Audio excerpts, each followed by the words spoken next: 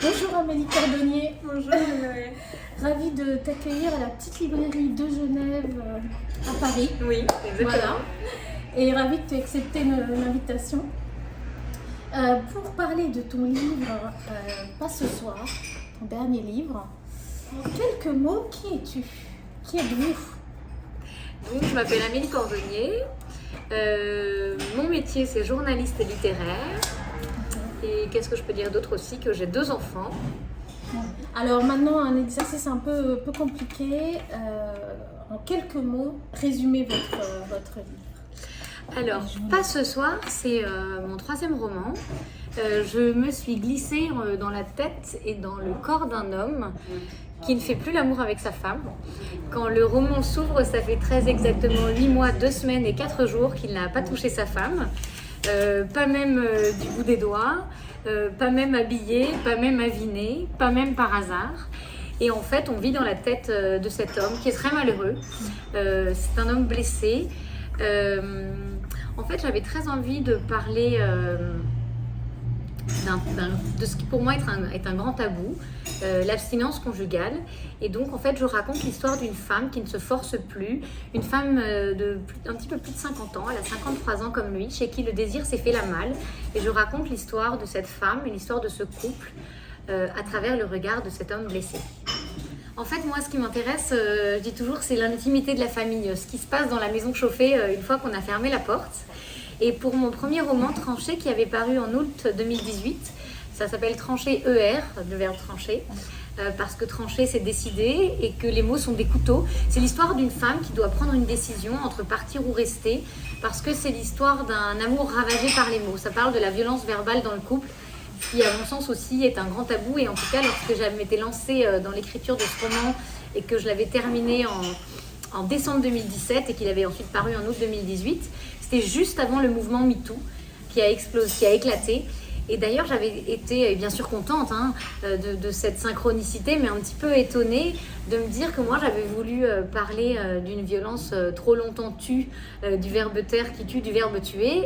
Et puis voilà, à ce moment-là, on se mettait à parler des femmes. Donc le projet, c'était ça, être dans la tête d'une femme. C'était un roman écrit à la 2e personne du singulier, je disais tu, être dans la tête d'une femme qui doit prendre une décision. Elle se donne 13 jours avant ses 40 ans pour décider si elle part ou si elle reste. Donc après avoir parlé de la violence verbale, j'avais parlé dans mon 2e roman, Un loup quelque part, qui avait paru en mars 2020. C'était 3 ou 4 jours avant la fermeture des librairies, lors du premier confinement. Dans Un loup quelque part, j'avais voulu parler de ce qui me semble aussi être un tabou, le désamour d'une mère pour son enfant. Je trouve qu'on fait toujours comme si l'amour maternel va de soi, ce qui pour moi n'est pas le cas. Voilà, je pense que les choses sont plus compliquées que ça. Et donc cette mère, elle avait eu aucun mal à aimer son premier enfant dans Un loup quelque part. Et puis c'était pas prévu, mais 7 ans plus tard, elle était retombée enceinte d'un petit garçon qui s'appelle Alban. Et puis un jour, il avait fallu qu'elle se résoudre à admettre cette chose improbable, c'est que son enfant en fait avait des taches qui se multipliaient et peu à peu c'était sa peau qui se mettait à changer de couleur. Et le pédiatre chez qui elle avait couru, paniqué, lui avait expliqué que son enfant était métis, or elle n'avait pas trompé son mari. On sait très vite pourquoi. Et en fait on vivait dans la tête de cette femme qui perd des pieds, qui s'enfonçait en fait dans ce qui peut ressembler à la folie, mais qui pour moi était une détresse inouïe à mesure que son enfant fonçait. Donc en fait, après avoir parlé de la violence verbale dans le couple, après avoir parlé en fait du désamour d'une mère pour son enfant, il m'a paru en fait assez naturel de m'intéresser à la sexualité et de continuer à creuser le sillon de l'intimité de la famille. Et donc, plus particulièrement que la sexualité, voilà, c'était l'abstinence conjugale dont j'avais envie de parler. Et là, vous avez préféré vous mettre dans la tête d'un homme que dans la tête d'une femme? Ah oui, exactement, c'est une bonne question, Noël, parce que c'est vrai que j'aurais pu faire comme dans mes 2 précédents romans, ou me mettre dans la tête d'une femme. Sans doute, ça aurait été plus simple, en fait. C'est très réussi, en tout cas. Non, merci. Mais en fait, il m'a semblé que... d'abord, au début, je n'osais pas oser. Alors que j'ai tout de suite eu l'idée de ce sujet, mais j'ai pas tout de suite osé me glisser dans la tête d'un homme. Et puis peut-être je me suis dit que justement parce que je sais pas, ce serait une bonne idée. Et surtout, il m'a semblé en fait que ça serait plus intéressant en tant que femme d'être dans la tête d'un homme. Et puis ce serait plus original aussi parce qu'il m'a paru que c'était pas si fréquent en littérature. Et comment vous vivez l'écriture? C'est quelque chose, vous écrivez tous les jours?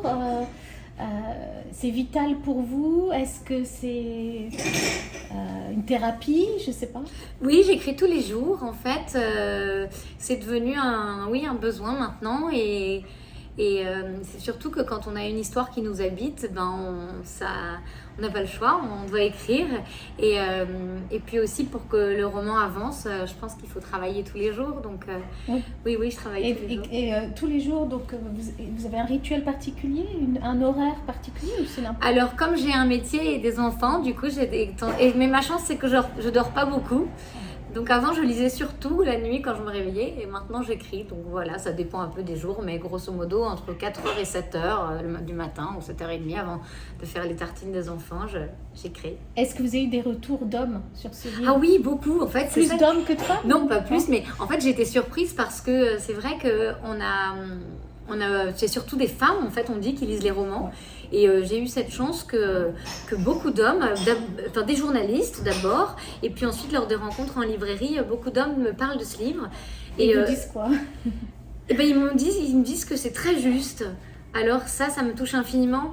En fait, c'est vrai que j'avais pas osé tout de suite à me mettre dans la peau d'un homme, mais pour écrire ce livre, en fait j'ai fait quelque chose qui peut paraître très banal, mais qui n'était pas si confortable pour ce sujet-là. C'était de parler à des hommes, avec des hommes qui faisaient plus l'amour avec leurs femmes. Alors c'était au départ des gens qui m'étaient proches, des hommes qui s'étaient confiés à moi. C'est vrai aussi que quand on écrit, et puis surtout sur des sujets qui dérangent un peu comme je le fais, alors je crois que les gens ont souvent parlé aussi. Je suis très discrète, ça s'appelle être une tombe, j'aime pas trop cette expression. Et ensuite après, je remarque que lorsqu'on écrit, les gens, beaucoup vous parlent. Et donc des gens de mon entourage ont commencé à me parler. Et puis après, quand vous dites vous écrivez, et puis sur quoi écrivez-vous, alors vous dites le sujet qui vous habite en ce moment, et du coup les gens se confient à vous.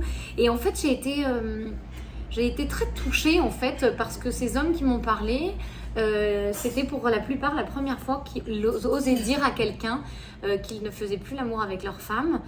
Certains avaient pu le dire à un psy, mais pas très souvent. En fait, ces hommes à qui m'ont fait la confiance de me parler, en fait, ils m'ont dit quelque chose qui m'a stupéfaite et surtout qui m'a beaucoup émue. Ils m'ont dit, pour la plupart, que c'était la première fois qu'ils disaient à quelqu'un, qu'ils se confiaient, qu'ils disaient qu'ils ne faisaient plus l'amour avec leur femme. Et ce qui m'a beaucoup étonnée, en fait, c'est qu'ils m'ont dit qu'autant lors des soirées entre amis, il était tout à fait possible de dire qu'ils trompaient leur femme. C'était peut-être même valorisant. En revanche, il était absolument inimaginable de dire qu'on ne faisait plus l'amour avec elle. Alors là, j'ai pensé que ça disait quand même quelque chose de très important sur notre société. Et puis surtout, ça je l'ai mis dans le livre, c'est le verbe avouer qui leur venait lorsqu'ils m'ont dit ça. Ils m'ont dit on ne pourrait jamais avouer qu'on ne fait plus l'amour avec sa femme. Et c'est ce qui se passe en fait dans mon livre. Le personnage à un moment donné, il dit qu'il aurait pu parler avec son ami, mais il n'a pas osé le lui avouer. Comme si c'était un crime au fond dans notre société de plus baiser quoi. Et j'ai pensé que pour ces hommes c'est terrible quoi, c'est la double peine parce que c'est à la fois la peine de plus faire l'amour avec la femme qu'ils aiment et puis celle de ne pas pouvoir en parler. C'est vrai on se sent très proche de l'homme dans ce livre. On compatit avec lui. On vit au plus près de cet homme, on le suit pendant une petite année, on vit ses petites actions et puis ses grandes tentatives qui sont souvent maladroites et parfois désespérées pour essayer de se rapprocher de sa femme et puis essayer de comprendre en fait ce qui se passe. Elle lui facilite pas toujours les choses non plus, sa femme. En fait, on n'est pas du tout dans la tête de la femme. Alors, on sait absolument pas ce qui se passe. C'est un choix. En fait, puisque je voulais essayer d'être au plus près, de rendre compte de qu'est-ce que c'est la frustration, qu'est-ce que c'est l'obsession. D'ailleurs, généralement, on dit « il ne pense qu'à ça ». Mais qu'est-ce que ça veut dire au fond, il ne pense qu'à ça. Et donc, j'ai d'ailleurs écrit 2 pages pour essayer de rendre compte qu'est-ce que c'est qu'il ne pense qu'à ça. Mais pour qu'on puisse en fait se rendre compte de la douleur qu'il y a en fait pour cet homme à ne plus faire l'amour avec la femme qu'il aime, parce qu'il l'aime, c'est ça le sujet. Sinon, il n'y aurait pas de roman. Eh bien, il fallait qu'on en sache aussi peu que lui sur les raisons pour lesquelles sa femme n'a plus envie de faire l'amour. Et en fait, sa femme, elle a 53 ans. Et puis voilà, chez elle, le désir s'est fait la main. On va rien dire. Non, bien sûr, on va surtout rien dire. Mais c'est bien joué, vraiment, parce qu'on est avec lui dans l'attente et le questionnement. Quelles sont les qualités d'un écrivain pour vous Qu'est-ce qu'il a? Est-ce qu'il faut qu'il soit à l'écoute des gens, qu'il soit empathique ou qu'il ait Parce qu'il faut aussi avoir un style. Hein. Ah, c'est une question difficile. Alors, je vais répondre pour moi. Déjà, ce que je peux vous dire, c'est que quand je lis, puisque j'ai la chance que ce soit en partie mon métier, moi, ce que j'aime, c'est lire des livres qui me dérangent, qui me secouent, qui m'interrogent, qui me bouleversent, qui m'emmènent. Et donc, c'est vrai que quand j'écris, c'est ce que j'essaie de faire. Ça, c'est la première chose. Réussi. Merci beaucoup. Et puis après, c'est vrai que lorsqu'on écrit un livre, on doit être au plus près de ces personnages. On est dans leur tête et on est eux, on doit faire corps avec eux en fait. Et chaque fois qu'on change de personnage, alors on est cet homme, et puis si on est dans un dialogue, on est la fille, et puis on est la femme. Et donc, je crois que, il n'y a pas de recette. D'ailleurs, s'il y avait une recette, ce serait sans doute facile de l'appliquer, mais ce serait très triste aussi. On lirait toujours les mêmes livres. Donc, je crois qu'il faut vivre, en fait. Moi, je vis dans mon corps et dans ma tête ce que j'écris. Est-ce que vous avez un conseil lecture, un livre qui vous a marqué dans votre vie, ou un écrivain, ou une écrivaine? Alors, je vous disais que j'aime beaucoup les livres qui me dérangent et les livres qui me secouent. Je dirais qu'il y a Virginie Despentes qui a joué un rôle important pour moi ces dernières années. Lorsque j'étais en train d'écrire Tranchée, je la relisais aussi. Sans doute, ça m'a emmenée comme ça sur le chemin de l'écriture qui secoue. Et puis en fait, moi j'ai découvert le désir quand j'étais adolescente avec Marguerite Duras. Voilà. On est beaucoup à aimer Marguerite Duras. C'est l'amant, c'est ça? Voilà, avec l'amant notamment, et puis après avec tous ces autres romans. Et en fait, ce qui me séduit, moi, prioritairement lorsque je lis un livre, c'est la langue, en fait. C'est l'écriture qui m'embarque. Alors, bien sûr, il faut qu'il y ait une histoire, mais c'est surtout à ça que je suis sensible, en fait. C'est pouvoir lire une phrase, lire des choses et me dire oh, voilà, c'est tout à fait ça, et qu'en même temps l'écrivain il a une façon de coudre ensemble des mots qui ne soient rien qu'à lui et qui nous étonne et qui nous embarque autant par sa beauté que par sa justesse ou parce que justement c'est une façon radicale d'écrire, il faut quelque chose comme ça. Qui est une sorte de musique? Oui, bien sûr, bien sûr. En tout cas, je suis très sensible, moi, quand j'écris à la musique. Ouais. Et vous écrivez avec de la musique ou pas? Non. Enfin, en fait, rien ne m'empêche. J'ai cette chance, donc je peux écrire dans la cacophonie. Je peux même écrire dans la voiture avec les enfants à l'arrière et la radio et tout ça. Mais quand j'écris dans la nuit, c'est très calme, donc il n'y a pas de bruit, il n'y a pas de musique. Est-ce que vous pourriez nous lire un extrait? Oui, bien sûr. Petit extrait. Alors, je sais pas. Alors, je vais vous lire le début. Alors, moi, j'aime beaucoup celui-là. Je peux dire que c'est un extrait que vous aviez envie que je lise, Noël, où j'écris en fait ce qui lui manque le plus. Alors, c'est qu'en fait, donc cet homme, il a beau être il est très malheureux et frustré, dépité, désolé de ne plus faire l'amour avec sa femme. Mais en fait, ce qui lui manque le plus, c'est pas leurs ébats, c'est pas le Kama Sutra, c'est même pas le plaisir en fait. Ce qui lui manque le plus, c'est la tendresse, c'est la connivence avec sa femme. C'est en fait tout l'enjeu pour tout l'enjeu de ce roman, si vous voulez, c'était pour moi d'essayer de rendre compte de tout ce qui s'en va avec la sexualité, de tout ce que tue le sexe quand il disparaît, et de ce fossé qui se creuse au sein du couple quand l'un a envie et l'autre pas, de m'intéresser en fait à la divergence du désir entre un homme et une femme. Parce que, au fond, si lorsque l'on ne faisait plus l'amour, c'était juste le plaisir qui disparaissait, ce serait pas si grave. Mais le problème, c'est que souvent, en tout cas, il y a quelque chose de tragique, et c'est dans ce tragique-là que j'ai voulu forer, c'est que avec la sexualité s'en va la connivence, la tendresse, la curiosité, et c'est ça en fait qui manque le plus, et c'est ça dont il est très difficile d'admettre en fait de se passer. Alors on va lire le début. Alors je vous lis le début. Un petit aperçu. Désolée, ne m'en veux pas, mais je dormirai tellement mieux là-bas.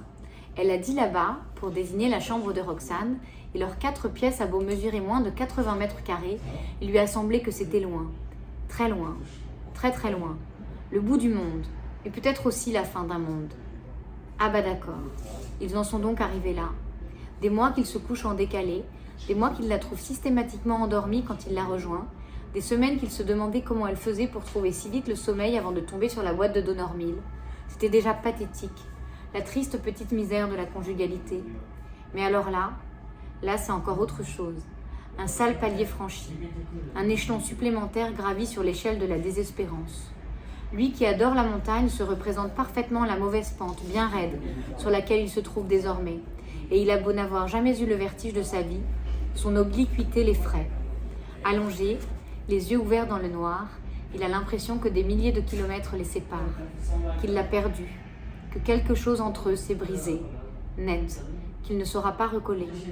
Si encore elle était partie à un stage de yoga au fin fond de la France, quand bien même il s'imaginerait, comme chaque fois qu'elle s'en va, les participants qui lui tournent autour, les tas de gars qui la félicitent chaleureusement pour sa souplesse et son lâcher-prise, lui sourient pendant le dîner, l'invitent à boire une dernière tisane et plus si affinité. Il préférerait la savoir à Lille ou Marseille. Il préférerait se faire des films, se figurer les enfoirés qui la draguent et la raccompagnent jusqu'à sa chambre. Tous les scénarios pourris vaudraient mieux que celui-là, eux deux sous le même toit, séparés par 3 murs et un couloir. Et puis après, très vite, on y arrive en fait, donc c'est pas une surprise, et il dit 8 mois, 8 mois, 2 semaines et 4 jours, 8 mois, 2 semaines et 4 jours qu'il n'a pas touché Isa. Et donc il passe par différentes phases, parfois il est désespéré, et parfois il a un petit peu d'humour aussi, et il se demande notamment sur une page, est-ce qu'on peut rester cul et chemise avec sa femme quand elle ne vous montre plus son cul et qu'elle refuse d'enlever sa chemise? Merci beaucoup Amélie Cordonnier. Ben, je vous en prie, avec plaisir. Je viens à côté de vous pour la venez fin. à côté de moi. Je reviens. Alors, je vais vous poser des questions pour vous connaître un peu mieux. D'accord. Rapide. D'accord. Et puis il faut répondre sans réfléchir. D'accord, d'accord. Ok. Alors, si je vous dis chien ou chat, c'est des petites choses. Ni l'un ni l'autre, je vous dis cheval. Ah, d'accord. Ok. Vin ou champagne? Champagne et vin blanc. Ville ou campagne? Ville, je déteste la campagne, pardon, et pourtant j'ai des grands-parents agriculteurs. Montagne ou mer? Ah, la mer, bien sûr, la mer. Et lire à la mer, c'est ce qui est le plus beau. Sport ou canapé? Au sport, mais j'écris sur mon canapé, donc je fais du sport pas mal, mais j'écris sur mon canapé, je passe pas mal de temps sur mon canapé. D'accord. Rose ou marguerite? Oh, la rose. Thé ou café? Café et thé, en vrai, je bois les deux, je bois beaucoup des deux. Optimiste ou pessimiste? Ah, optimiste, toujours. Optimiste. Optimiste. Le mot de la fin. Ou alors un mot, j'aime bien aussi demander si c'est toujours un peu compliqué, un mot que vous adorez, un mot que vous détestez. Alors, c'est pas facile de répondre comme ça. Moi, j'aime bien le mot déranger, peut-être, je l'ai dit tout à l'heure. Ouais. Déranger pour dire que peut-être on change l'ordre des choses et qu'à la fois on peut déstabiliser. Et elle est bien votre question. J'ai réfléchi à ça et récemment je me suis entendue dire que j'adorais les mots moches. Et c'est vrai que je ne choisis pas, en tout cas quand j'écris, les mots que je choisis ont beaucoup d'importance. Il faut à la fois qu'ils sonnent bien. C'est parfois je cherche un mot pour qu'il puisse provoquer une allitération ou pour que le son m'importe. La sonorité, c'est très important quand on écrit. Mais en fait, je ne cherche pas du tout à ce qu'il soit beau. Je cherche à ce qu'il sonne juste. Ça me fait penser, j'ai mis des petites pastilles parce que vous utilisez souvent, il y a des endroits où vous parlez de musique, de paroles de musique. Ah oui, il y a beaucoup de chansons. J'adore ça, il y a beaucoup de chansons cachées. Oui, c'est vrai. Là, c'était quoi? Qu'est-ce que vous avez repéré? Là, c'est une histoire de princesse. Il y a beaucoup de chansons, il y a du Souchon, il y a beaucoup de Barbara, toujours dans mes livres. Là, il y a Léonard Cohen particulièrement parce que c'est leur chanson d'amour. Oui, vous parlez d'ailleurs aussi de Gaspard Lilian. Ah oui, exactement. Et il y a plusieurs personnes le jour de sa mort qui ont posté une page de mon livre. Je l'ai fait. Bah, ça m'a fait plaisir. Je me suis dit, il est dans mon livre pour toujours. Et ça m'a beaucoup émue. C'est ça. Alors, le mot de la fin. Qu'est-ce que je dois vous dire, le mot de la fin? Je sais pas. Merci. Mais merci d'avoir lu mon livre et de m'avoir contacté. Ah ben c'était un plaisir et puis j'espère vous voir à Genève. Avec grand plaisir. Merci Amélie Cordonnier. À bientôt et au revoir à tous. Au revoir.